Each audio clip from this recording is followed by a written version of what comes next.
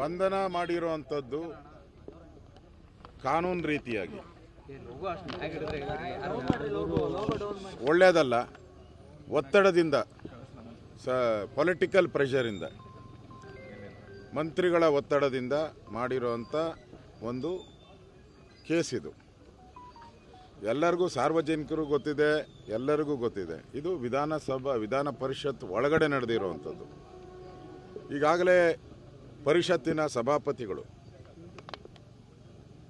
ಈ ಕಂಪ್ಲೇಂಟನ್ನು ತೆಗೆದುಕೊಂಡು ಇದಕ್ಕೆ ಯಾವುದೇ ದಾಖಲೆಗಳು ಇಲ್ಲದೇ ಇರೋದ್ರಿಂದ ನಾನು ಇದನ್ನು ರದ್ದು ಮಾಡಿದ್ದೀನಿ ಅನ್ನೋ ಒಂದು ಆದೇಶವನ್ನು ಹೊರಡಿಸಿದ್ದಾರೆ.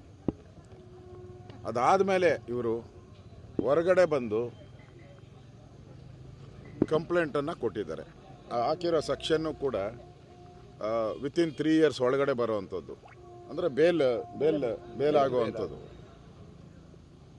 ಇಲ್ಲಿ ಸದನದಲ್ಲಿ ಒಳಗಡೆ ನಡೆದಿರೋದು ಹೇಗೆ ಅದು ಸೆಕ್ಷುವಲ್ ಹರಾಸ್ಮೆಂಟ್ ಕೇಸ್ ಕೊಟ್ಟಿದ್ದಾರೆ. 75 and 70 read with section 79 ಭಾರತೀಯ ದಂಡ ವಿಧಾನ 79 75 ಇವೆರಡೂ ಕೂಡ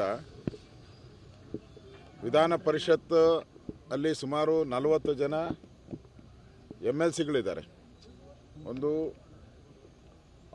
50ಕ್ಕೂ ಹೆಚ್ಚು ಜನ ಪತ್ರಕರ್ತರಿದ್ದಾರೆ, IAS ಅಧಿಕಾರಿಗಳಿದ್ದಾರೆ, IPS ಅಧಿಕಾರಿಗಳಿದ್ದಾರೆ ಒಳಗಡೆ.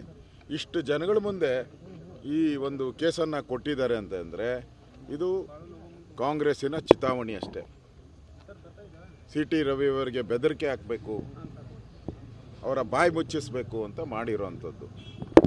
ಆ ಥರ ಆಗಿದ್ದರೆ ಅವರು ಅಲ್ಲೇ ಸ್ಪೀಕರ್ಗೆ ಕಂಪ್ಲೇಂಟ್ ಕೊಟ್ಟು ಅಲ್ಲೇ ಅದಕ್ಕೆ ಅವ್ರ ಮೇಲೆ ಕ್ರಮ ತೆಗೆದುಕೊಳ್ಬೋದಾಯಿತು, ಅವ್ರನ್ನ ಸಸ್ಪೆಂಡ್ ಮಾಡ್ಬೋದಾಯಿತು. ಅವ್ರನ್ನ ವಜಾ ಮಾಡೋ ಅಧಿಕಾರನೂ ಸ್ಪೀಕರ್ ಸಭಾಪತಿಗಳಿಗಿದೆ. ಅದನ್ನು ಬಿಟ್ಟುಬಿಟ್ಟು ಈಗ ಯಾರಿಗೂ ಕೇಳ್ದಂಗೆ ಅಲ್ಲೇ ಈಗ ಬೆಳಗಾವಿಯಲ್ಲೇ ಮಾಡ್ಬೋದಾಯ್ತಲ್ಲ, ಅರೆಸ್ಟ್ ಮಾಡಿ ಅಲ್ಲೇ ಮಾಡೋ. ಇಷ್ಟು ದೂರ ಯಾಕೆ ಕರ್ಕೊಂಬಂದರು? ಅಂದರೆ ರಾಜಕೀಯ ಒತ್ತಡದಿಂದ ಮಾಡಿದ್ದಾರೆ. ನಾನು ಕೂಡ ಇಲ್ಲಿ ಬಂದಿದ್ದೀನಿ.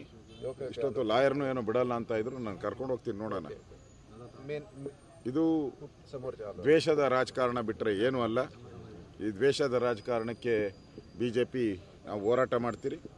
ಇದರ ವಿರುದ್ಧವಾಗಿ ರಾಜ್ಯಾದ್ಯಂತ ಹೋರಾಟ ಮಾಡ್ತೀರಿ. ವಿಧಾನಸಭೆ ಒಳಗಡೆ, ವಿಧಾನ ಪರಿಷತ್ ಒಳಗಡೆ ನಡೆದಿರೋದು ಅಲ್ಲೇ ತೀರ್ಮಾನ ಆಗಬೇಕು. ಇದು ಕಾನೂನು. ಆ ದೃಷ್ಟಿಯಿಂದ ಅಂಥ ದೊಡ್ಡ ಏನೋ ಅನಾಹುತ ಆಗಿದ್ದರೆ ಅದಕ್ಕೆ ದಾಖಲೆಗಳಿರಬೇಕು. ಆ ಥರದ ದಾಖಲೆಗಳು ಏನೂ ಇಲ್ಲ. ಭೇಟಿ ಆದ